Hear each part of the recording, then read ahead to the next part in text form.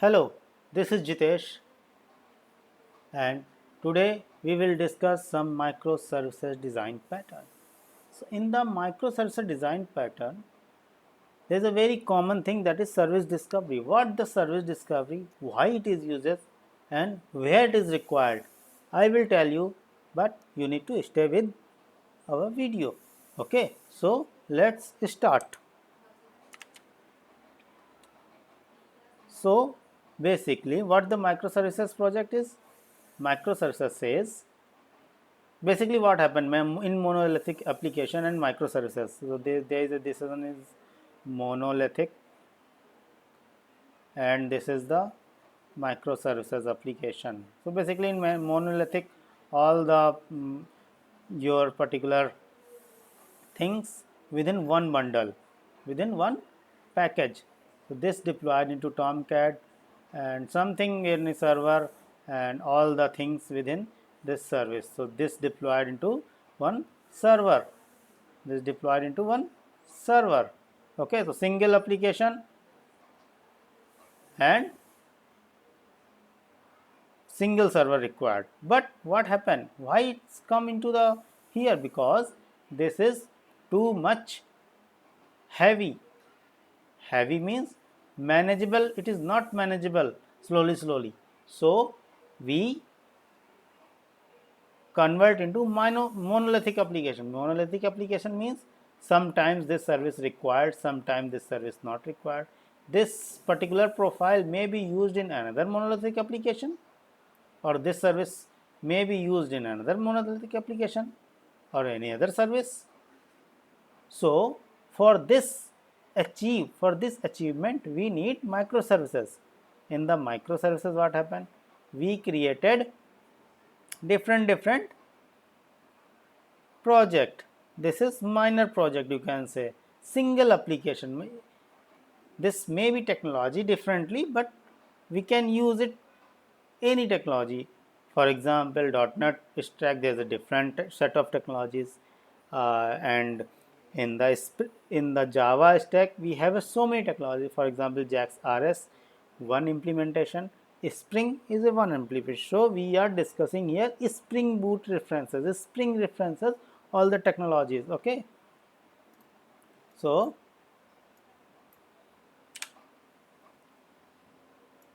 why we need service discovery? Service discovery need because of the communication. As in last video I tell you, between two application communication. This is one microservice project 1. This is one Spring Boot microservice project 2. We want to communicate between here and there. We want to communicate. So let's suppose there is one method which is calling this return thing. This is calling this return method thing. So we want to communicate between two services. Okay. If there is only two service, no issue. If there is multiple instances, then what happen? Have we calling every single this one, this one, this one? So it is a complicated thing. Okay. Even we deployed into server with different port or different instances we deployed. Okay, this is one instance, it might be multiple instance. Okay, so what required? Let's suppose this service deployed into X machine. Later X machine is down. Later X machine down. So we need to move this service into Y machine. So again all the service changes reference to Y. It is very hectic task and this is not recommended. To resolve this problem, which problem? Which problem? I told you na. I told you all the problems. First of all, let me create one diagram.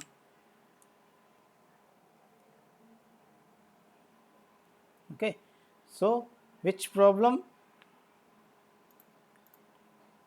The problem is this service deployed into X machine.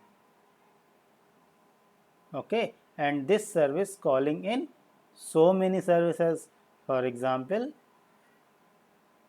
service 2, service 3, service 4, all the using X variable to call service references.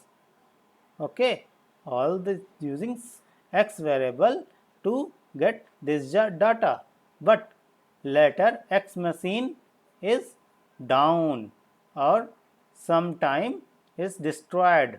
What happened? Now X machine is lost. Again we need to this service we need to deploy into Y machine. Then what happened? We need to change every respected service X to this, X to Y, here Y. So if let's suppose there's n number of service, then we need to change all the places. This is the very big task and we don't want to recommend it because nobody want to touch if it is running service. Okay, so what is the solution? We need some type of abstraction layer. What type of abstraction layer we needed? This X machine don't want to put. I want here something fixed value, and this fixed value managed by some other system.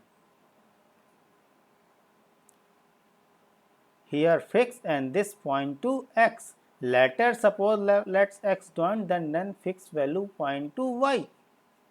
Okay, so no need to change all these values, we only fix value. Let's suppose any value, let's suppose C. So C, every need to place C, no need to place, just fixed value is C. So C value we put as a server name. Okay, so what it is? This is type of the server. What type of server? This is the Eureka server. Which provide this facility. Which facility? We need to rename, or you can say we need to some type of fixed value provided by the, you can say, service name it is provided, Okay, so in the next video we will see the implementation of this particular thing, that is the Eureka server, Okay, so what things required to here? I hope you got the point why Eureka server comes into picture. Okay, so Eureka server comes for the removing dependency of a particular host name. Got it? Removing dependency of a particular host name. Okay, so let's suppose there is a client. Which client? There are so many clients available. In the real world example, for example, web, mobile, TV, and even today market is watch is also coming. So now these are calling only one thing, that is service name. Let's suppose we want service, any service. Let's suppose we want X service. So all the things using X service goes to here, and its application Y application deployed into some kind of IP. IP means host.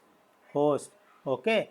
Later this host have some problem. We want to move this host into another purpose, but this application we want to run into different server, that is IP2. This is IP1, this is IP2. So no need to change the X value, no need to change X value here. Okay, so this service provided by the Eureka server. Okay, Eureka server. Got it? Got the point? Okay. For example, there is another scenario. We want to communicate between two applications. We want to communicate between two applications.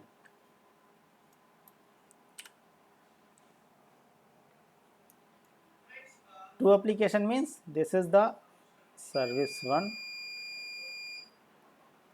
this is the service 2, and this is the service 3. We want to communicate service 1 to service here to here, here to here, and here to